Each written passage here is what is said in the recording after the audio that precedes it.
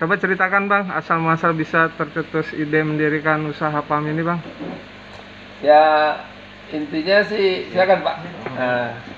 Intinya panggilan hati aja. Jadi kalau kita melihat lingkungan, lihat masyarakat gitu ya, maka yang kita lihat itu kan di negara kita ini alamnya subur, lingkungannya bagus, tapi penganggurannya banyak kan, kemiskinannya banyak kan, cuma itu aja.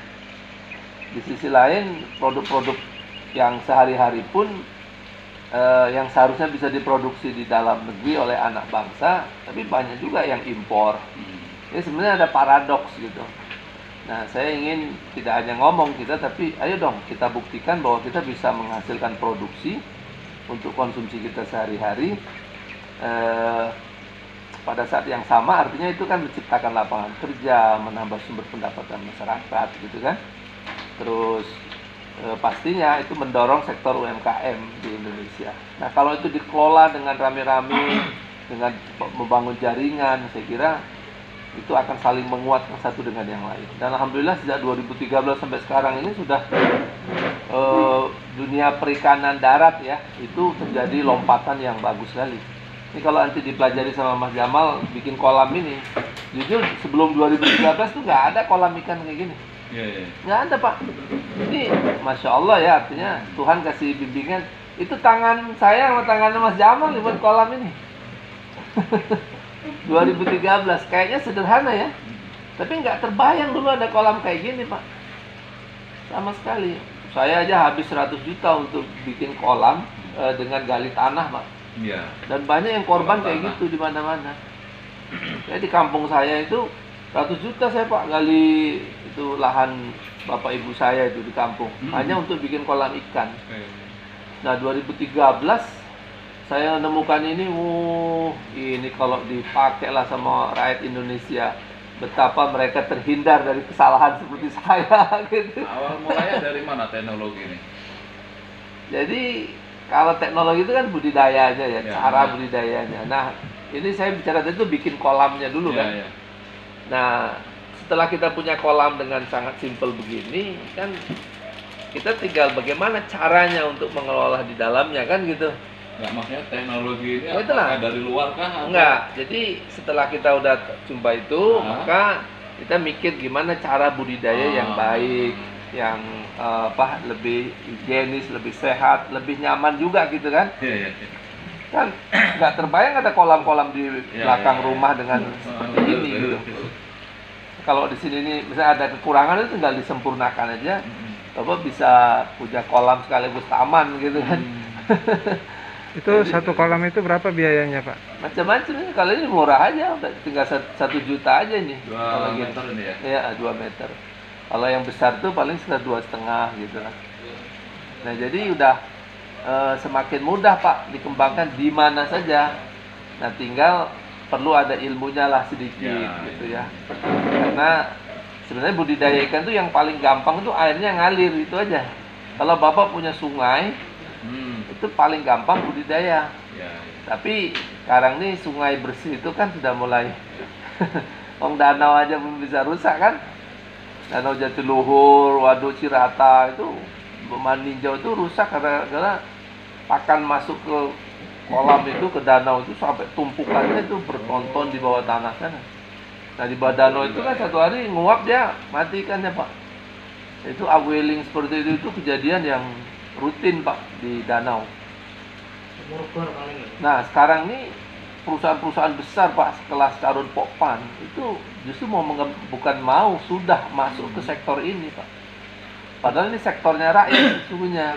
Tapi karena rakyatnya kurang cepat bergerak, jadi perusahaan besar juga Pak. CP itu kan Thailand punya Pak di Indonesia. Kelebihannya apa sih Pak? Ini banyak ya? Banyak. Jadi sekarang nila di lapangan, di pasar gitu ya. Dulu kan nila itu dipasok oleh Cirata sama Jatiluhur nih, khususnya Jawa Barat nih.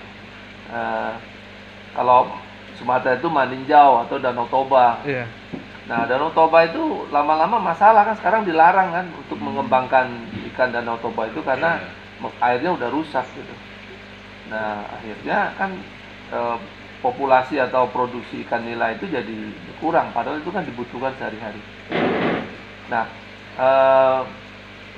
akhirnya sekarang nih mau nggak mau gitu ya, kita mesti mengembangkan kolam darat. Kolam darat ini memang ada investasi lah ya. Tapi dibandingkan investasi dulu-dulu kayaknya lebih murah sekarang. Dan kalau menurut saya sih orang investasi perikanan tuh nggak usah sayang, karena seluruh dunia pun investasi perikanan, Pak. Karena ini kan masalah lauk pauk sehari-hari. Kalau itu nggak dipacu oleh negara kita ini, ya kita akan impor juga untuk urusan ikan patin aja impor, Pak. Impor ya. Iya, kita dibandingkan dengan apa namanya Vietnam yang menghasilkan dori itu, patin dori itu bisa lebih murah mereka. Padahal sebenarnya sarananya banyak juga di Indonesia yang harusnya fokus pemerintah mengerjakan itu. Sorry, kembali ke sini tadi itu. Iya. Ya itu sih motivasi utamanya. Nah akhirnya saya bikin itu sambil makan, Pak. Iya, baik, Pak. Nah kemudian kita kembangkan lagi sampai dengan hari ini. Perjalanan kami sih ya tentu kan nggak boleh berhenti ya. Nah kami memang 2017, 2018 itu ada masalah lokasi usaha, itu yang membuat kami jadi agak drop juga. Dulu 2013, 14, 15 itu sudah bagus. Saya punya kolamnya 65 kolam, punya pengolahan ikannya, punya kafenya gitu, Pak, sekalian tuh. Nah 2017 kami harus pindah lokasi, nggak dapet sampai 2018. Nah 2019 dapat ke sini gitu. Nah baru setahun kami jalankan, 2020 kena COVID. Oh, iya. Ya. Sebelumnya di mana, Pak? Sebelumnya di Rawadenok sana. Itu kenapa kena gusur? Kenapa? Enggak, lahannya itu kan punya mama spiritual saya gitulah. Dia mau pakai untuk anak-anaknya. Ya sudah, kita harus pikir dulu, dibeli juga nggak bisa kan. Padahal itu udah dikunjungin menteri, Pak. Ya. Menteri pun Wah, udah datang, Pak. Udah Iya. ini semua. Iya gitu. Jadi sebagai satu usaha menurut saya menarik ya. Cuma memang namanya dunia usaha ini ada apa ya? Ada seninya sendiri lah. Nggak tahu pengusaha itu kan banyak orang mau mulai usaha itu berhenti, udah jalan dan ini ada apa berhenti gitu. Menurut saya usaha itu kayak adventures gitu ya, kayak petualangan ya. Petualangan yang kita nggak boleh kapok gitu. Terus nggak bisa sempurna sekali jadi gitu, nggak bisa. Ya itu harus terus ditekuni lagi. Jadi barang jelek pun kalau pengusahanya bagus itu bisa jadi hebat loh. Ya, contohnya nggak dunia wartawan lah, yang namanya Dahlan Iskan dulu itu cuma tukang ketik berita aja, tukang loper koran, ya kan? Sekarang, tapi kan tuh bukan tiba-tiba setahun terus jadi, enggak, itu kan puluhan tahun gitu. Sama, pengusaha-pengusaha lain juga begitu. Jadi menurut saya mentalitas membuka usaha itu harus disadari bahwa ini sebuah perjalanan yang enggak hari ini buka terus hari ini jadi gitu. Kalaupun itu memang harus mampir ke kita, sukses dalam waktu cepat itu ya nggak apa-apa. Tapi itu jangan dianggap sebegitu mudahnya lalu kita menggampangkan. Karena perusahaan besar pun bisa bangkrut sekarang. Loh, perusahaan besar aja bisa bangkrut, sekelas Nokia aja lepek-lepek, restoran-restoran gede aja tutup. Jadi, bisa kantor. Iya. Media aja tutup tuh di apa. Nah, situasi apa yang terjadi di masyarakat tuh nggak bisa diprediksi akan stabil terus itu di dunia usaha itu enggak.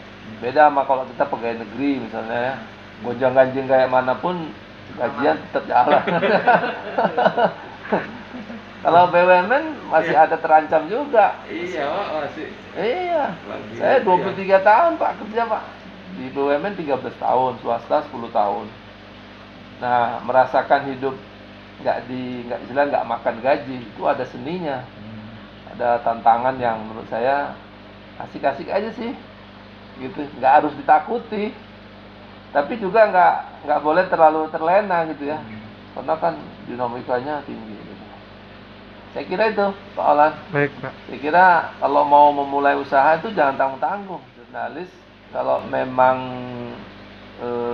bisa tangani. Kalau usaha itu memang awalnya itu ditangani sendiri ya, supaya dia ngerti. Tapi kalau dia nggak mau tangani sendiri, ya harus cukup juga modalnya kan, bayar orang kan.